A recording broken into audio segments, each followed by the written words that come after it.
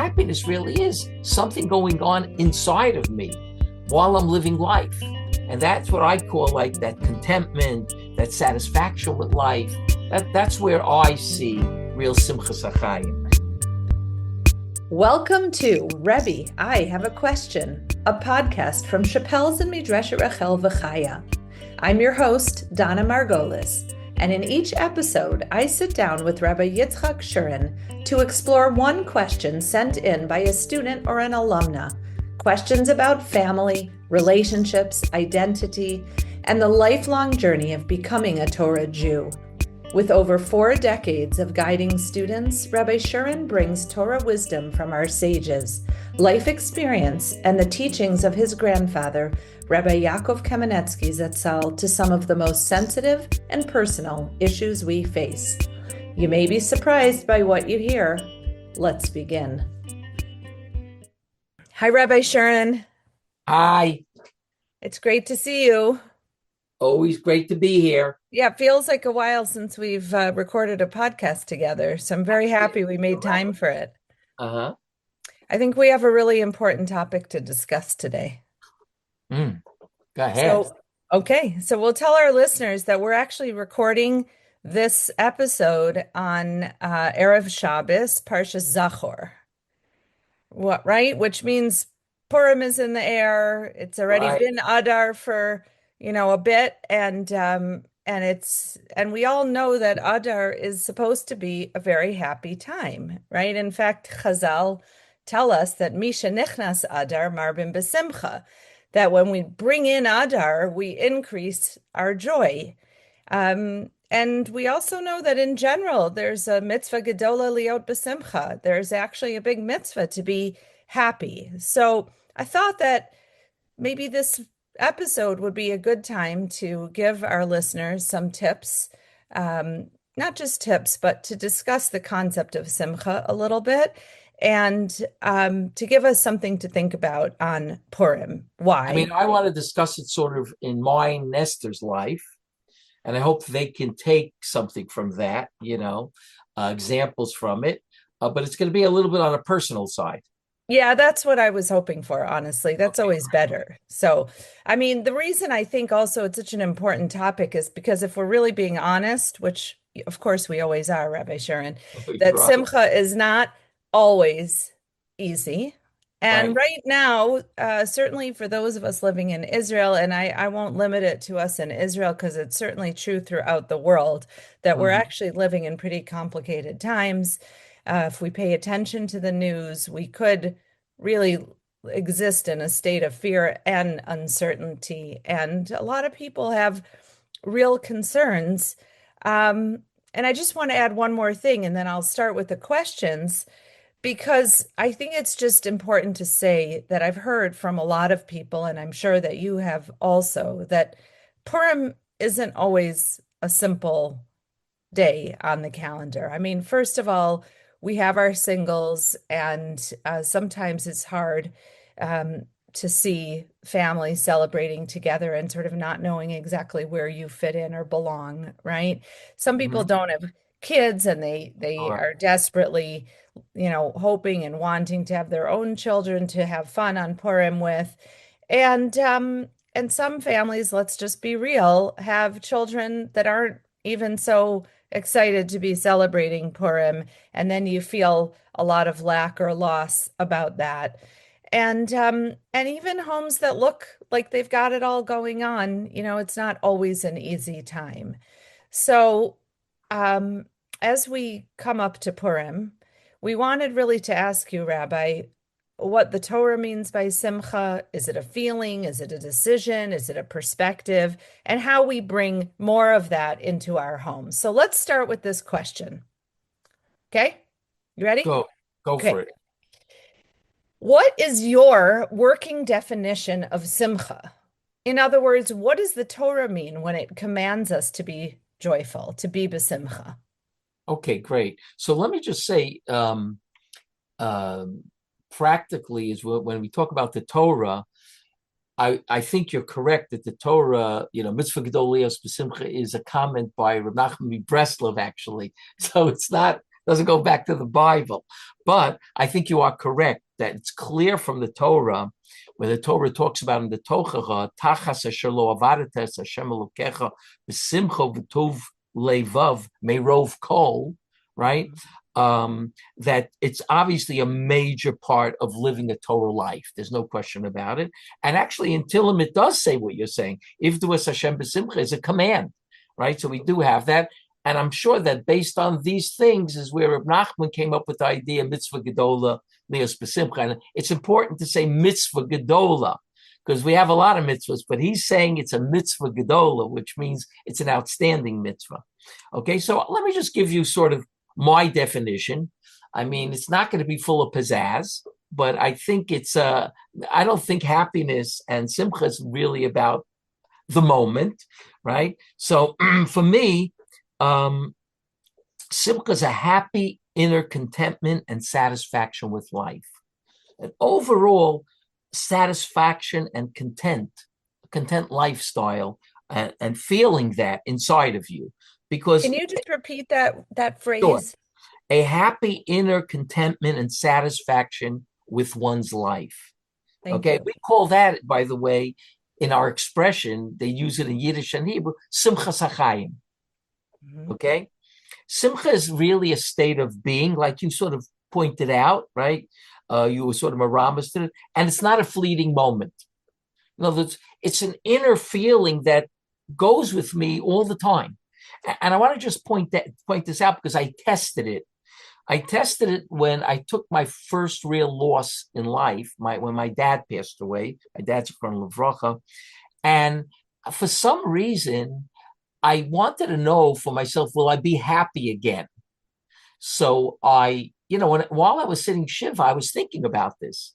People are coming and talking about my father's life and how impressed they were and what kind of impression he made on them. And I was sitting and thinking, am I now a happy person? And the answer was, yes, I am. It's just the happiness was pushed to the back of my feelings now because I have a sad feeling going on. Mm-hmm. But there was no moment I felt that I was not content and satisfied, and that idea was gone. I had no moment like that. It was just put on hold for a moment. And as soon as, time passed, again, the Shiva, the Shloshim, the Yud Beis Chodesh, as soon as time passed, I was able to really just bounce right back into that mode that I had. And that's why I think that's really what's very important about Simcha is that we should realize it's not this, going on vacation and having that fun time on vacation, which I'm not against, but that's more what I would call fun than happiness, and happiness really is something going on inside of me while I'm living life. And that's what I call like that contentment, that satisfaction with life. That's where I see real Simcha Sachayim. I just do want to say something because I feel that a lot of times we see the Na-Nachmans and they're so samech, they're jumping up on the top of their truck and stuff. So mm-hmm. I don't think that what they're going through is invalid. I think it's completely valid. But there's two ways of being besimcha. There's one way where you have this inner contentment, and sometimes you could see it on someone's face. They just smile and stuff like that. I remember seeing it with my grandfather, who was a Litvak, so he wasn't going to dance on the table on Purim, right? But I did see it in my grandfather. I saw it in my father, this contentment in life, right? This sort of happiness with living life. The Breslov guys are, these are the guys that jump up and down, with Simcha, and they're kissing everybody and hugging everybody. Tein li chibuk. Like they're into that. There are definitely there's definitely a validity in expressing the simcha I'm having. Like you see people scream when they're in the simcha. You see people jumping up and down when they're in simcha. And I want to tell you, there's a source in the Tanakh for it. By David HaMelech, it says when he took the Aron to Yerushalayim, HaMelech David mefazez u'mecharker lefnei Hashem. he was mefazez is an English word used pizzazz mefazez umecharker. He was dancing like a crazy man, right? Well, he was dancing in such a crazy way that Michal called him out at it afterwards, right? So we may not agree with Michal in this situation, but what she saw was correct. The guy's going nuts, right? He's dancing like a crazy person. I want to tell you that sometimes is a simcha sachayim when you're jumping up and down, not just because of what happened at that moment, you heard good news, but you're jumping up and down about life. That's an expression of simcha. Of course, you need the inside needs to be there. You can't have the outside of dancing up and down and not have the inside. Maybe people think if I do the outside, I'll get the inside. Maybe it's true, maybe it's not. But I think it has to come from the inside. And that expression that David had on the inside, just if there was Hashem b'simcha, he had that aura in front of him, he was going to dance like a crazy guy, right? That's before God. That type of simcha is extremely important, and that's what David was doing. He was expressing his simcha before God about the Aron and about building the Beis Hamikdash. It was all there. I want to go back to something that you just mentioned briefly, because I think it would be interesting for our listeners to hear. You mentioned Rabbi Yaakov, who we all know was a real Litvak, right? And Litvaks don't have the reputation for necessarily seeming so Right. happy. But as a child, and I guess as you became an adult, you clearly felt that he was a happy person. How did you see that in him? That's a good question. Just by interacting with him, he was such a positive person. Mm. Unhappy people tend to be negative. I hate to say it, but it's true that unhappy people tend to always see a negative side, right? And we have to help those people try to see the positive sides in their life because I'm sure they're there.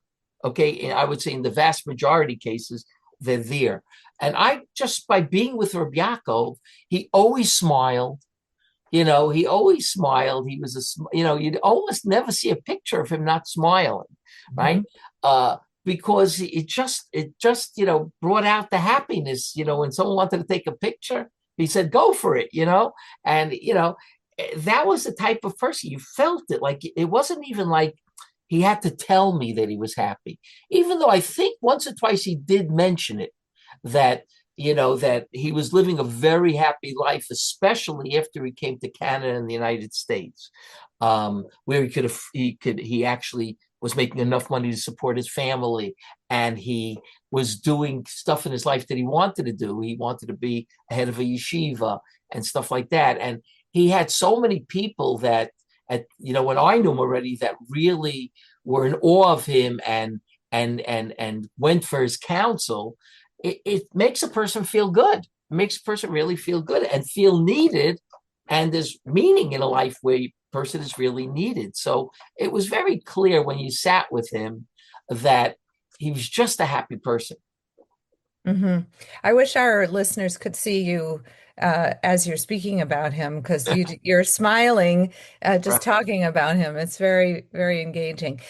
So it sounds like what you were alluding to, both in what you mentioned earlier and also regarding Rabbi Yaakov, is that when a person has a sense of mission or a sense of purpose, and it comes along with a meaningful existence, that perhaps contributes to that sustained feeling of well-being that you mentioned at the beginning. I think you're right, Don. I think that you have to put in the word mission and purpose, and then we could talk about doing things that are that are meaningful in life. Mhm. Okay, and that's also all part of the definition of living a content and happy life. Hmm. Well, it's a great lead-in to my next question, because I think this is something that personally I've wondered about. I've gotten to know you and Rebbi and Esther over the many years that we've known each other. Maybe I think it's almost 30. Hard to believe that, right? And I think most of our listeners also know that together you've raised 10 children. You built a beautiful home filled with Torah, and at the same time, you probably had to navigate the normal ups and downs of life. I'm sure there were pressures and I'm sure there was a lot of responsibility, right? We all know the responsibilities that you faced. And those of us that know you also know that through the years there have been challenges and sad things that have happened in the family and so on. I guess we would love to know, and you mentioned this at the beginning, on a personal level, how were you and Esther able to cultivate that simcha in your home in a real and sustainable way and sort of infuse it into your kids and today I'm sure into your grandchildren? Okay, I think it's a very important question. And here I have to give you something very personal. So I don't know if this is going to be the good news or the bad news, but my simcha is not built on a emunah and bitachon. Now, Okay. and which a lot of people say, as long as you have emunah and bitachon, you're going to be a happy person. I'm not denying that, but I'm going to give you another road to simcha, another avenue. Okay, which this I used in my life, and it's very simple. Ezu Ashir Somer Bechelko. Who is you want to call it a rich person, but it really means a happy person. Okay, because obviously he's not going to be rich if he's Somer Bechelko, because he may not have a lot of money, right? So who is the real rich person? The one who's content with what he has. Obviously, of course, we don't, this really means is the person's content with his life. There are some people who have a lot of money. I once read this in a book by, I think by Dr. Twersky, Professor Twersky, Avram Twersky's a Zichrono Livracha. He said he had so many patients with so much money that was so unhappy. And then he had these like normal middle-class people who are just happy people. So, if the person's running for money to get happy, he might as well stop at the red light and forget about it because it doesn't necessarily work. It helps in life, don't get me wrong, to have money, but that's not the goal of our goal in happiness can't be to have a lot of money. It's just not going to work. But I don't want us to forget that we really have to, when I say I'm content, I didn't look at other people. I have wealthy friends that I could really have looked at and say, oh boy, we got to get ahead, and stuff. I didn't feel like that. I felt with whatever we have, that's enough, right? And I didn't forget what Dr. Tal Ben Shachar said. Dr. Tal Ben Shachar said that, he has an excellent work called Happier, and I would tell everybody to read it. It's not a long work. It's a short book. And he says, and this gets into what you said before, Don, doing something meaningful, fulfilling your mission, right? Something meaningful and something enjoyable in your life, okay? But he always adds that you have to be able to pay the bills. Mm-hmm. Once you can pay the bills, right, there's not that much difference between you and the guy who's going on 10 vacations a year. Mm-hmm. You could be just as happy as him once you can pay the bills. This is what he said. And of course, like you said, we had challenging times in our lives. And I'm going to give you some examples. As you know yourself, and everybody who's listening knows who's married, right? And who's not married, they should know this before they get married, is that no two kids are going to be the same. And the kids are going to present challenges in school, right? Some kids are going to just be they just fly right through elementary, high school, and they do well, right? Some of them don't even have to study, other of them have to study, but they do the studying, right? And they're just what we would call perfect students in that sense. And then you have a lot of kids who are not that, right? And we have to deal with that. I had to deal with someone telling me who had my older daughter as a student saying to my younger daughter, why can't you be like your sister? And of course, my daughter, which is, of course, I would fire a teacher for that. Okay. But of course, the younger sister, who she said it to, said, because I'm not my sister. Okay. Which that shows me she's much more profound at 12 years old than her teacher. Okay. 100%. Right. So that's going to be challenging. And at that moment, there's going to be a lot of stress, but a person has to feel, you know what? I've got to create a human being here. Right. And that in itself could be very satisfying. I mean, the challenge is there. The stress is there. We got to figure out how to do this with this child. And we have to do it. right? And at the end of the day, you can feel that satisfaction when that child grows up. And Baruch Hashem, my children are all grown up, so I could see the payrote of this. I had a daughter that got divorced. That's challenging times. There's no question about it. In a lot of ways, it's challenging times, not just going through the divorce and everything else like that. But Baruch Hashem, she's married today for a very long time already and very, very happy in her marriage, right? But people have this in life. A lot of, families today have kids who are divorced and they go through it, and it's not easy times. But like I said, you have to be able to decompartmentalize over here. You're happy as a person, you're content as a person. Now I have a challenge in life that I have to push aside some of that happiness and work, right? And again, the work can feel happy if you do it right. It can feel meaningful, it can feel happy, right? And you just have to have the right attitude with this. I didn't say, Donna, when my daughter got divorced, it's basher. This is what God wants. I don't say those things. The first thing I say is, okay, how are we going to patch up, my daughter's life? What are we going to do to help get her back on the road to success, right? I mean success not financial, but everything in success, right? So that's and I think, by the way, I did raise happy kids, right? Even though, when I married them off, it wasn't easy. There were financial challenges that were not easy at all. I took loans from people. Later marriages were a little bit easier. I was making more money and had less kids in the house. So, but it is challenging. It's very stressful when you're marrying off a child. And that stress is not only when, you're hoping that they have a nice marriage, but just the finances can be very stressful. Mm-hmm. And I decided with Esther that we're not going to, stress ourselves out by buying kids apartments and stuff like this. We'll do whatever we can to help. And that's what we do even today, whatever we can to help. But to buy an apartment is far beyond a mechanech's, if you're making a living as a mechanech, as a teacher, right? It's far beyond our means to be able to do that, especially for 10 kids. Because if you figure even $50,000 a kid in Israel for an apartment, right? You put down you're talking $500,000, right? I don't think I'm ever going to have that. So forget about, the 10 kids, right? Mm-hmm. So you do whatever you can, if they need help with the rent and stuff like this, and you do it happily. I want to tell you something interesting.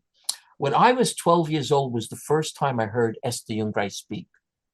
She spoke in the Catskill Mountains on the lawn in the Laurel Park Hotel. And she spoke every Shabbat for men and women, which was unusual, speaking for men and women. This woman was maybe 30 years old, maybe in her mid-30s, not much more than that. And she was out there, she's a fire and brimstone type of person. And I remember her saying, even as a kid, it didn't mean much to me, but she said, don't leave your money to your kids. Give it to them when you're alive so you'll see and be happy, and you'll see how that they're using for X, Y, and Z. And you'll have that nachas of being part of their lives. Don't wait because then you won't see how they're using your money, right? So that we help out, and we're happy to help out when we can and stuff like that. But and my kids, by the way, felt all this, so they're happy kids. Some have more money, some struggle. But they are happy kids. They can joke about life. They can speak about life. And it's very beautiful for me to see that all my kids, with all their different challenges, their specific challenges in life, like we said, sometimes the kids are challenging, sometimes finances are challenging. With all that, when you just add everything up, you see a happy person. And that's really what do you think that comes from? I think they saw us as being very content in life. Mm-hmm. You were able to pay the bills. Mm-hmm. Sometimes, I don't want to joke about this, but my kids used to invite their friends over on nights that we had meat, mm-hmm. on nights that we had cheese, mm-hmm. and the kids would come over to the house because they had pasta, but their moms and dad couldn't afford cheese. Mm-hmm. So we were so happy to have the kids over. Right. Some of my kids were always sent home by dinner time, when the family, we had the kid, oh, you're here? So you have dinner with us. Esther always said, we have to have a full fridge. Okay. Mhm. And it doesn't matter if it's for our kids or for the other kids, we have to have a full fridge. So that's what Wow. I say. Esther was very makpid on that we have to have a full fridge. If a kid comes in, right, we have to be able to feed them, because there are some kids that, like I said, just they're from very poor families, Mhm. and we did have the food to put on the table, right? Mhm. We could pay our bills, and that was really important. I'm not saying we didn't, cut corners in certain places, right? I Esther laughs about it, and my kids laugh about it. When you have 10 kids, so if you give them shkede marak, if you give them, what do you call it in English? Soup nuts. Soup nuts. So the whole package is going to go that night. Mhm. So I would say soup nuts are for Shabbos Mhm. because I didn't want to use up the whole package. Mhm. Yep. If you put out ketchup, right? So it's gone. The Osem ketchup is gone that night. 10 kids gone. Okay, so we would talk about that. And the kids would say, "Daddy, come on." But I would say, "No, we got 10 kids here. We gotta make sure, right?" But they were not unhappy kids. They may have been unhappy at the moment they couldn't get those shkedi marak, but the soup nuts. But they were not unhappy kids. They were just happy kids, and everybody wanted to hang around them. They used to love coming to the house because it was a happy home, and the kids could feel this. Okay, I do want to stress one thing that we had a career. We have careers, I should say, even today that um, that are very meaningful. Mhm. Okay, they're careers where we teach others, we help others bring out their potential. Like you said, see what their mission is in life. Uh, Mhm. we show them the beauty of a Torah life and the truth of a Torah life, right? We guide them in very difficult times, right? I don't have to tell you, I don't have to give example, right? Very difficult times, right? And and giving and helping others is a very important ingredient. If you want to figure out the ingredients in happiness, it's very important. Esther always says to me, Yitzchak, right? Just know we're happy because we give to others. Mm. Okay. And that's very important. The Alter of Slobodka was very, very into it. I want you to know. Martin Seligman, who's created positive therapy, he writes this again and again. When you help others, and especially if you help others for free, right? You're very content and happy with your life because you're giving. The minute you start taking, Mhm. you may have a lot, but you probably won't be happy. Beautiful. Rabbi, just before we go on to the next question, So do you have another one or two anecdotes? Maybe it's her story to tell, but from Rebbitzin Esther and some of her contributions to the happy home? That's a great question. I should really call Esther. She'd probably do a good job, but I should probably talk for a half hour on that. But I think Esther, as a person, never let anything stress her out. I was the more stressed one in the family. Mm, Yeah, I was I'm more stressed. surprised. You're surprised, right? She Yeah. didn't let anything stress her out. Now, maybe it did come from also the fact that she has a lot of bitochen and amuna, right? Mhm. But I don't even think so. I think it was just like she made up her mind that she's not going to allow the stress in life to stress her out and therefore stress the kids out, right? Mhm. She just very much like drove ahead very strongly. If we had a problem, let's drive ahead and let's try Mhm. to solve it, right? Mhm. And let's not get stuck like we can't do anything, put our hands up and just be depressed. Like, Mhm. let's move ahead and let's think, even if we don't have ideas yet, let's think of ideas on how to Mhm. solve these issues, what we can Mhm. do.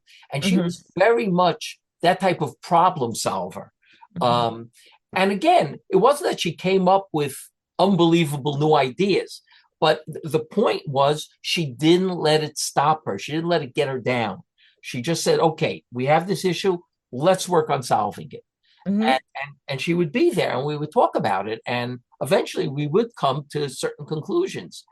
Once she got me involved, so we were both having this conversation, but I think she was really the leader in that.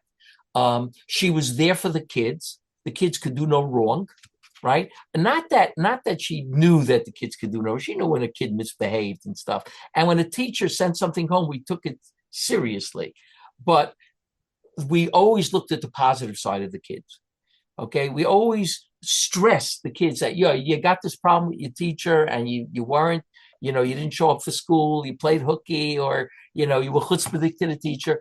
But let's try to work on the positive things, in yourself, in your life, and see that how important it is to be positive and not be negative with the teachers, negative with school and stuff like that. I think she was very good at that. She was very good at looking at the positive and always being there for them. They never felt alone. I was very busy. Sometimes the kids said to me, Daddy, I think, you're more concerned about your students than your children, right? And I felt this many times. I think today, now that they're grown up, they see life differently. They see my life and Esther's life differently. But Esther was very different than me in this. I was much more heavily involved with the schools, with the students, with the alumni. She was it was very clear. You're never alone. Okay. I'm going to be there right behind you. I'm there with you. I'm right behind you. Go for it. Right. And I think that was a very big contribution to her. And when teachers said things that she felt that were not right about the kids, she defended them 100%. She didn't let it go. She really defended them. And I think that's what really, one thing we were very makbid on, Donna. There's one thing, right? This is the only thing we're makbid on with the kids is, let me see how to say it. You have to be who you are and not somebody else. You have to achieve your potential, who you are, and not your friend and not your cousin and not anybody else. We always just say that's the only thing we'll makbid on. Be yourself. Okay? Don't be anybody else. Wow. And I feel that telling them that helped them become happy people because when you're somebody else, you're never happy because it's not you really. But when you really, develop into who you're supposed to be, and it doesn't mean, they were all rocket scientists, of course. Everyone developed into their own, their talents and their abilities, right? But it was theirs. It wasn't somebody else's. Wow. And they always heard that from us. That's a very what's the right word? You have to have a lot of confidence in order to be able to encourage your kids to do that, especially in the society that we live in. It's really an amazing thing. It's so beautiful. I just have to pause and reflect as I'm listening to you, Rabbi, that I feel so personally, I feel very encouraged and in awe. It's very exciting listening to the things that you're saying. So thank you. I want to just end with one more very specific question about Purim as we come up to Purim next week. That we've mentioned the challenges already of Purim and in general, trying to be happy when you have a lot of things going on in your life that that you're, that you wish were different, let's just say. Sometimes it's a lonely day for people, even if it's a very full day. So I was thinking it would be nice if we could leave our listeners with like one primary theme, one focus that we could carry with us throughout the day to help access that feeling of Simcha. And of course, you've given us many, many good ideas already, but something maybe tied into Purim that we can access on Purim that's regardless of what our circumstances are on that particular day. That's a great have question. Something for us? Question. Yeah, I have some stuff for you. Let me just think a second. Okay. When you say, I do find that some of our alumni and some of my friends, some of them get into Purim big time. They actually want it to be 2 weeks, not 2 days, right? And other people feel that that's not, they don't celebrate Simcha that way, like Yehudim Haisa Eruv Simcha, right? They don't celebrate Simcha, people getting drunk and stuff. They look at that as very negative. And I believe that you have to celebrate Purim in the way that makes you happy. Okay? And we know that there's room to not get drunk on Purim. There's plenty of poskim that hold you can take a drink and drink a little bit more than you used to, and you fulfill your obligation. That's not the point of Purim, even though some people think or make it the point of Purim getting drunk. They're like sort of excuse to get drunk. But there are other people who can't stand that. I think, first of all, if neighbors know that people don't enjoy Purim, the neighbors are responsible, and the friends of these people are responsible to help them enjoy Purim. Help them find their Purim, okay? And sometimes their Purim is different than other people's Purims, right? So I just want to say about Purim, we should never forget about the overriding theme of Purim. We're not celebrating just a historical event. Judaism is not only about historical events. We're happy because we have a special relationship with God. God was not seen in the whole Megillah, and he was everywhere. Okay, that is what Purim is about. Mordechai, doesn't know what's happening with Esther. He doesn't see what's going on. He saves the king from two people who are plotting against him. He doesn't know how it's all going to work out, but he knows in the background, right? And we say in Israel sometimes, Asimon Nafal, right? He all of a sudden gets that bulb lit up in his head. That Esther, now he waited for years to find out why Esther became the queen, this nice Beis Yaakov girl, right? And he sees this, right? At that moment, the Jews are in such great need, right? And again, God's name is not mentioned there in the Megillah, probably to tell us that even when we don't see him, he's there behind the scenes, and he's rooting for us, and he's fighting for us, God. And sometimes it's very hard to see that. And then other times we all of a sudden see it and we cannot see it, right? October 7th was a very hard time to see God. And October 8th, 9th, and 10th and onward throughout the war, so many people, got up and said, I saw 10 different things that God was involved in, perfect things that could have gone wrong with, these Israelis, fighting back and stuff like this. So we always have, I think Purim is about this theme that we have to be extremely happy that we're Jewish people, that we're special people, that God takes care of us at the end of the day. And he's always keeping an eye on us, just like the parent who may be looking out the window to make sure the kid is okay, right? But not necessarily standing next to them. And I think the theme of the day should be Ashreinu matov chelkeinu mana im gorelenu ma yafa Yerushaseinu. In other words, that's what the theme should be, that we are so special. We have, we're so, when we say Ashrei, right? Ashrei means it's praiseworthy. We're happy. We have such a happy lot, matov chelkeinu, right? We have this lot that we were given by God. We're a special nation. And of course, we know with anti-Semitism today, right, that they try to show us we're not a special nation. We're a terrible nation, right? But if you really look more deeply, you'll see how special we really are. You'll see how special we are, how special the army is, right? How special the people of Israel and the Jewish people all over the world.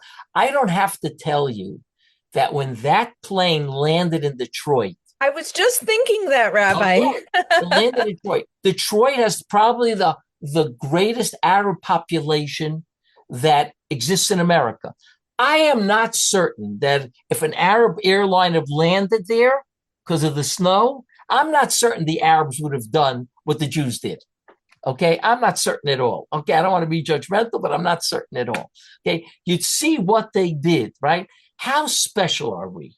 Okay, a plane lands, you can invite them to your house for the evening or something, but this is something far beyond that. And Detroit is not a wealthy community. If it would have been in Kennedy and the 5 towns, right, they would have had a wedding there, right?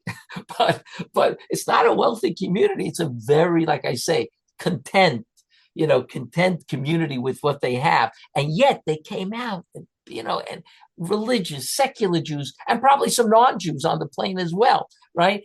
That was just open for everybody. And that's the way we are. We have such a beautiful nation. We're the first people to answer any call of a tsunami or an earthquake or something, right? We have, and people just focus on just half the time. They're either half lies or whole lies, what they focus on. That's what we should say. Ashreinu matov chalkeinu mana im gorelenu. We have such a tremendous goral that we were given. Mayafa Yerusha saying that we have God gave us this Torah tzivalanu Moshe morashaki lat Yaakov. Yerusha saying that's what God gave us, and that's what really we should be focusing on. And with all this anti-Semitism, which we had in Shushan very clearly, right? We should be focusing on, you know what? We're really special. And when you look at the Jewish people, and you look at the Jewish people in Israel, we are so special in so many different ways. And that's what I think the focus should be. Rabbi Shurin, I have to tell you that your happiness, your Simcha is contagious. I came into this conversation feeling okay, but now I'm leaving it very happy and I'm smiling really from ear to ear. It's been such a pleasure to talk with you about this really important topic. And maybe you want to just give our listeners a bracha for the week. Okay, that's great. That's a great idea. In other words, Bezrat Hashem, everybody who's listening and even the people who are not listening, right, should have a wonderful, uplifting, spiritual, and of course, very happy Purim, and we should all drink to that. What? L'chaim. Right. Okay, so I just want to say to our listeners that if you have any questions that you'd like to submit for a future episode, please email us at questions@darcheinoam.org, or most of you know how to reach me on WhatsApp or email personally. And if you found this conversation meaningful, please subscribe to the podcast and share it with others that you think might benefit from it. And of course, if you'd like to support our work at Shapell's and MRC, helping us to educate and inspire the next generation of Torah Jews, please visit us at darcheinoam.org/donate. And for now, I'll wish everyone a joyful and meaningful Purim. Amen.